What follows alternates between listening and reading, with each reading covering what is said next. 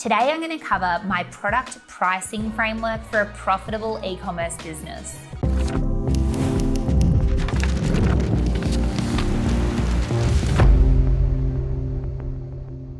Hi, I'm Greta Van Riel and I've founded 4 multi-million-dollar e-commerce brands, and today I'm going to cover the factors that I consider when pricing a product and how to make sure that your unit economics work to create a profitable e-commerce business. So the first thing that we need to consider when thinking about pricing our product is that this is going to be a value exchange. So one way that we can think about this is our product positioning.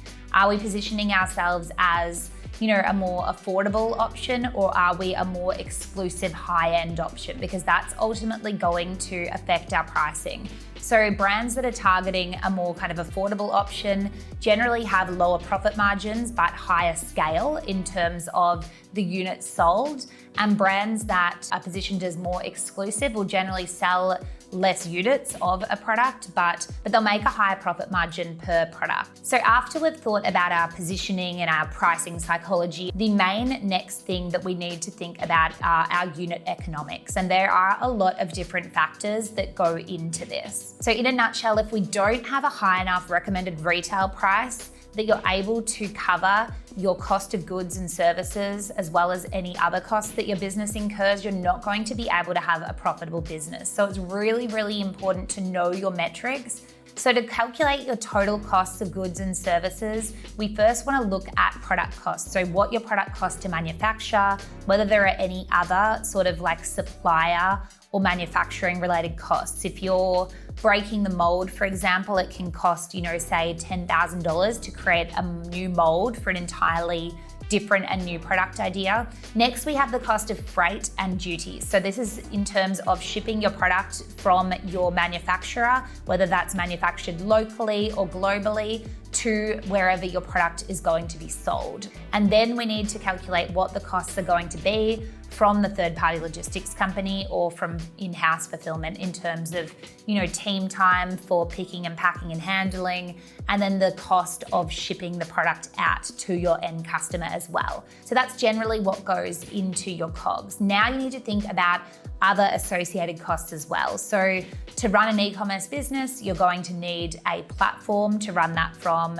I use Shopify, and there are, Shopify fees, there are payment gateways fees, there are fees for Shopify apps. You need to combine all of these costings in as well. Then we need to be able to factor in the cost of your payroll. So whether that's just paying yourself as a founder or whether you have a more extensive team, the amount of time and money that it's going to cost to run your business from a kind of team and people perspective. The next thing that we need to deduct is any discounts or offers that you might run for your e-commerce business. So a lot of businesses have, either seasonal sales or promotional based activities. It might be save $10 off, for Valentine's Day, for example, or it might be save $20 off for your Black Friday sale. So whether this is percentage based or a static discount offer, so you need to be able to factor that in as well to your retail pricing, because you can't ever discount your product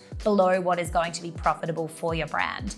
Then you need to work out what your maximum possible discounted amount would be before you're at break even or before you're even at a loss for your product. So let's say your regular discount amount could be $10, your maximum discount amount could be $15 or even $20. So it's really important to set these from the outset so that you know how much you're able to discount your product and you don't ever go beyond what your max is. Once you've calculated all of these costs, you still need to also account for the cost of selling your product or marketing your product. And that's often referred to as your customer acquisition cost. And this will be the most variable price out of any that I've discussed so far. A lot of the other pricing will be a lot more static. Yes, inflation may increase the cost of the raw materials, for example, in creating your product, but the most variable price on a day-to-day basis will be your customer acquisition cost. Say that cost is generally $20 per customer through Facebook ads, and suddenly your ads become a lot less effective and it shoots up to $40, you may find yourself not profitable quite quickly. So that might be email marketing, it might be Facebook ads, it might be TikTok ads, it could be influencer marketing. You need to understand what your cost per acquisition is going to be for each of these channels to make sure that your brand is still profitable. So at the end of the day, as you can see, there are a lot of different costs associated with running an e-commerce business, from product costs through to people costs, through to platform costs, through to marketing or channel costs. We need to factor all of these into our retail price from the outset. And that's not saying that you need to set a retail price and never ever deviate from that. It's good to do product price testing. A really great app that you can use here is called Dexter.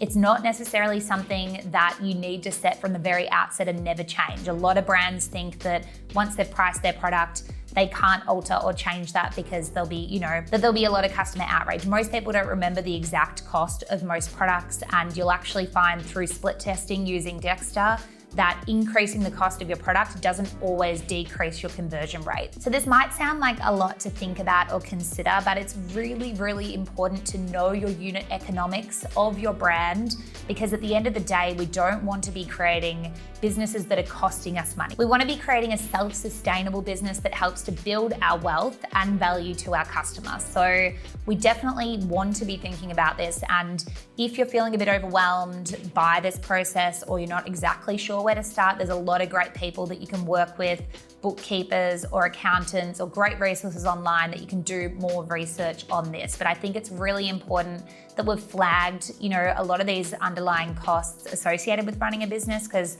I don't think it's something that's discussed that often or in that much detail when it comes to running your brand. So guys, I hope you enjoyed this video. If you found it valuable, you might want to check out some of my other content with Foundr on their channels, and I'll see you in another video.